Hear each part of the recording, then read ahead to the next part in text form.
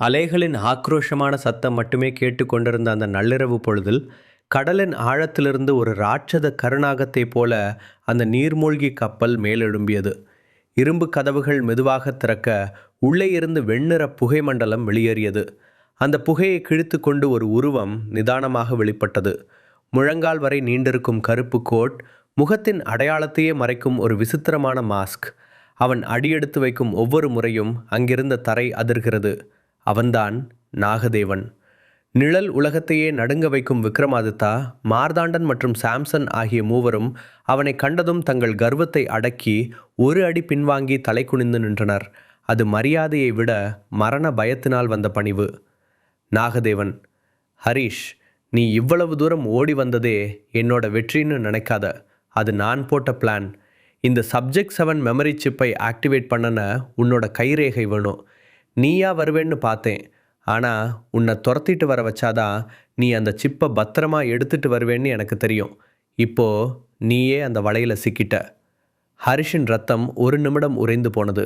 இத்தனை நாட்களாக தன் புத்திசாலித்தனத்தால் தப்பித்து வருவதாக நினைத்தவன் இப்போது தான் ஒரு சிலந்தியால் பின்னப்பட்ட வலையில் சிக்கியிருக்கும் சாதாரண பூச்சியைப் போல் ஆகிவிட்டோமே என்பதை நினைத்து தன்னையே வெறுப்பாக உணர்ந்தான்.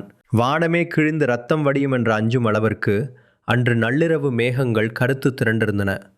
அந்த பழைய கலங்கரை விளக்கம் பல்லாயிரம் ஆன்மாக்களை பழிவாங்கிய ஒரு இரும்பு சுடுகாடு போல தூர்ந்து போய் நின்றது.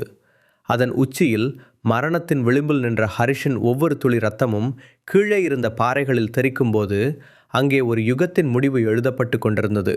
ஹரிஷுக்கு பின்னால் இருளின் கர்ப்பத்திலிருந்து உதித்த ஒரு கருப்பு சாத்தானைப் போல அர்ஜுன் தோன்றினான். அவன் மூச்சுவிடும் சத்தம் கூட கேட்கவில்லை. ஆனால் அவனது இருப்போ அங்கிருந்த காற்றை நெருப்பாக மாற்றியது.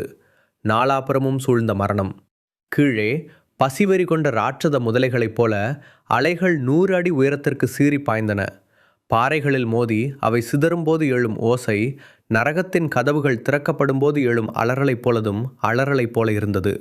வலதுபுறம் நரமாமிசம் தின்னும் ஓநாய்களைப் போல விக்ரமாதித்யா மற்றும் சாம்சன் தலைமையிலான 5 மனித அரக்கர்கள். அவர்களின் கண்கள் இருட்டில் செந்நிறத்தில் மின்னின. அவர்கள் மனிதர்கள் அல்ல, இரத்தத்தாலான இயந்திரங்கள்.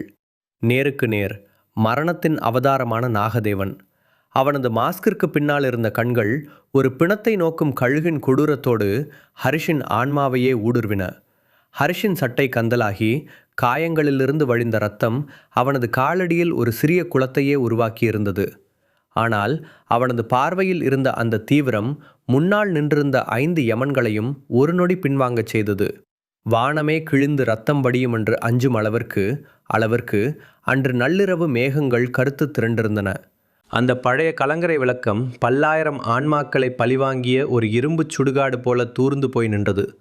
அதன் உச்சியில் மரணத்தின் விளிம்பில் நின்ற ஹரிஷின் ஒவ்வொரு துளி இரத்தமும் கீழே இருந்த பாறைகளில் தெறிக்கும்போது அங்கே ஒரு யுகத்தின் முடிவு எழுதப்பட்டு கொண்டிருந்தது.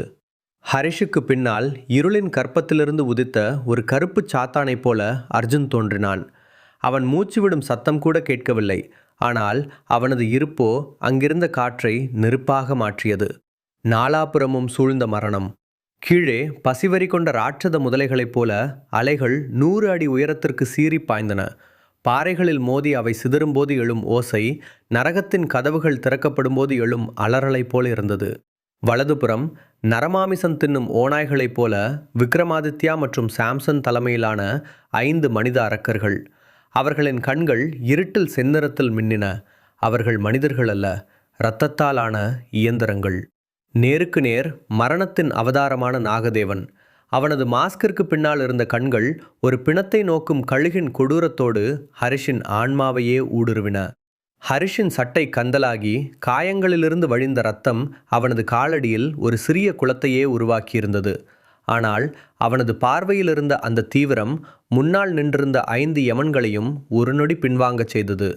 ஹரிஷ் வழியில் துடித்தாலும் ஒரு நக்கலான சிரிப்போடு, நாகதேவா, பெரிய பிளான் போட்டு என்னை லாக் பண்ணிட்டு தான் நினச்சி சிரிக்கிறியா?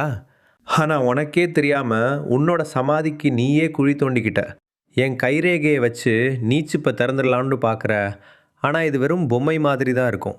ஏன்னா இதோட பாஸ்வேர்டை என் ரத்தத்தோடவும் டிஎன்ஏவோடவும் கனெக்ட் பண்ணி வச்சுருக்கேன். என் ஹார்ட் பீட் நின்ன அடுத்த செகண்ட் இந்த சிப் ஒரு எரிமலை மாதிரி வெடிச்சிரும். இந்த சப்ஜெக்ட் 7 ரகசியம் உனக்கு கிடைக்காது.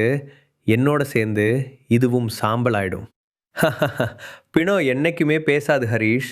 அப்படி சொல்லிக்கொண்டே நாகதேவன் காலை எடுத்து முன்னே வைக்க சற்றும் தாமதிக்காமல் தன் கையில் இருந்த பட்டனை அழுத்துகிறான் ஹரிஷ்.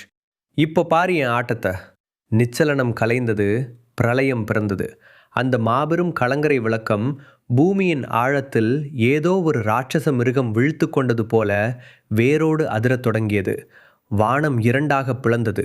கருமேகங்களை சுக்குநூறாக கிழித்து கொண்டு அண்ட வெளியையே அதிர வைக்கும் சோனிக் இரைச்சலுடன் ரேடியன்ஸ் அமைப்பின் கருப்பு நிற போர் ஹெலிகாப்டர்கள் மேககங்களுக்குள் இருந்து குதித்தன. ஒரே நேரத்தில் ஆயிரக்கணக்கான வாட் சக்தியுள்ள ராட்சச தேடல் விளக்குகள் எரியூட்டப்பட அந்த நள்ளிரவு போர்க்களம் ஒரு மரணத் திருவிழாவைப் போல பிரகாசித்தது.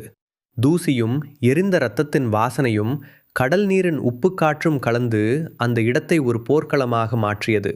நாகதேவனின் கூட்டத்தை சுற்றி ஹெலிகாப்டர்கள் ஒரு மரண வளையத்தை உருவாக்க ஹரீஷ் தன் கையில் இருந்த இறுதி ஆயுதத்தை ஏவினான்.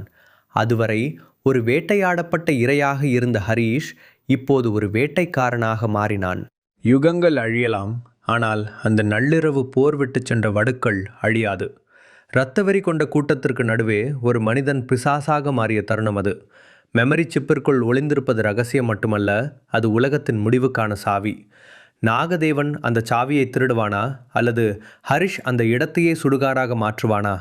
விடை பாறைகளில் மோதிச் சிதறும் இரத்தத்தில் ஒளிந்திருக்கிறது. வேட்டை இன்னும் முடியவில்லை. இரத்த வாடை இன்னும் குறையவில்லை. காலத்தின் சக்கரம் சுழன்று அந்த நள்ளிரவு போர் இப்போது அதன் உச்சகட்ட ருத்ரதாண்டவத்தை எட்டியிருக்கிறது. இது வெறும் சண்டையல்ல, இந்த பூமியின் விதியை தீர்மானிக்கப் போகும் பிரளயம். ஒரு பக்கம் அதிகாரத்தை தன் காலுக்கு கீழே கொண்டு வர துடிக்கும் தீய சக்திகளின் அசுர கூட்டணி. மறுபக்கம் அநீதிக்கு முன்னால் தலைவணங்க மறுக்கும் ஒரு தனிமனிதனின் தர்மயுத்தம்.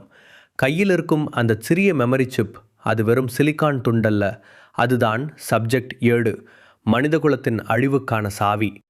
நாகதேவனின் பலம் அந்த சாவியை திருடத் துடிக்கிறது. ஹரிஷின் ஒவ்வொரு துளி இரத்தமும் அதை தடுக்க துடிக்கிறது. ஹெலிகாப்டரின் வெளிச்சம் நாகதேவனின் கண்களில் பட்டு தெரிக்கிறது. யார் வெல்லப் போகிறார்கள்? தன் கையில் இருக்கும் ரகசியத்தை சிதைத்து உலகத்தை காக்கப் போகும் ஹரிஷா, அல்லது யமனையே ஏமாற்றி பழக்கப்பட்ட நாகதேவனின் சதிவலையா? உண்மை மண்டியிடுமா, அல்லது அதர்மம் எரிந்து சாம்பலாகுமா? இந்த கலங்கரை விளக்கத்தின் உச்சியில் எழுதப்படப் போகும் வரலாறு காகிதத்தால் அல்ல, சூடான மனித இரத்தத்தால் மட்டுமே எழுதப்படப் போகிறது. வேட்டை இன்னும் முடியவில்லை. ஆட்டம் இனிதான் ஆரம்பம். கடல் காற்றின் உப்பு காற்றும் ஹெலிகாப்டர் எரிபொருளின் வாசனையும் அந்த பகுதியை நிறைத்திருந்தன.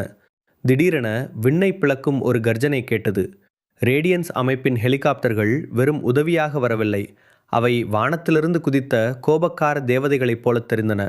அவற்றின் ராட்சத தேடல் விளக்குகள் நாகதேவனையும் அவனது அரக்கர்களையும் ஒரு மரண வளையத்திற்குள் சிறைப்பிடித்தன. அவனை கொல்லுங்கள், அவர்கள் தரையிறங்குவதற்குள் அந்த சிப்பை கைப்பற்றுங்கள். நாகதேவனின் குரல் இப்போது அமைதியாக இல்லை. அதில் ஒருவித வெறித்தனமான பதற்றம் தெரிந்தது. விக்ரமாதித்யாவும் சாம்சனும் ஒரே நேரத்தில் ஹரிஷை நோக்கி பாய்ந்தனர். அவர்கள் இருவரும் 2 மலைகள் மோதுவது போல ஹரிஷை நெருங்கினர்.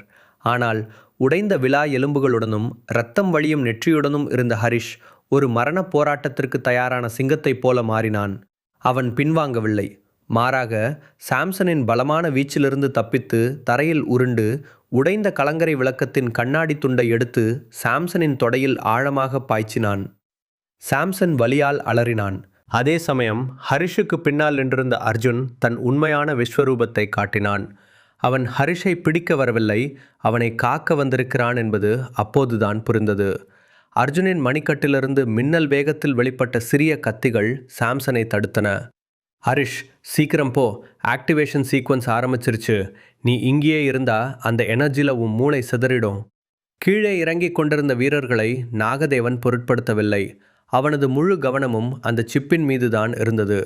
தன் சட்டட்டை கையிலிருந்து ஒரு கருப்பு ஈட்டியை உருவிய நாகதேவன் அர்ஜுனை ஒரே வீச்சில் தூக்கி எறிந்தான். இப்போது ஹரிஷுக்கும் நாகதேவனுக்கும் இடையில் வெறும் சில அடிகள் மட்டுமே. நாகதேவன், இந்த ஹெலிகாப்டர்கள் வந்தா எல்லாம் மாறிடும்னு நினைக்கிறியா ஹரிஷ்? நான் இந்த கடல் அலையைப் போல உன்ன மாதிரி மணல் சிற்பங்களை ஒரு நொடியில் அழிச்சிடுவேன். அவன் ஈட்டியை ஏவ ஹரிஷ் விலகி அதை தடுத்து நாகதேவனின் கழுத்தை பிடித்தான். அந்த நொடியில் கலங்கரை விளக்கத்தின் இயந்திரங்களிலிருந்து வெளிப்பட்ட அதிர்வுகள் ஹரிஷின் கையில் இருந்த சிப்போடு வினை புரியத் தொடங்கின. ஹரிஷின் உடல் முழுவதும் நீல நிற மின்னல் கோடுகள் ஓடின. முழு கதையையும் கேட்டு மகிழ பாக்கெட் எஃப்எம் ஏபி டவுன்லோட் செய்யுங்கள். லிங்க் டிஸ்கிரிப்ஷனில் கொடுக்கப்பட்டுள்ளது.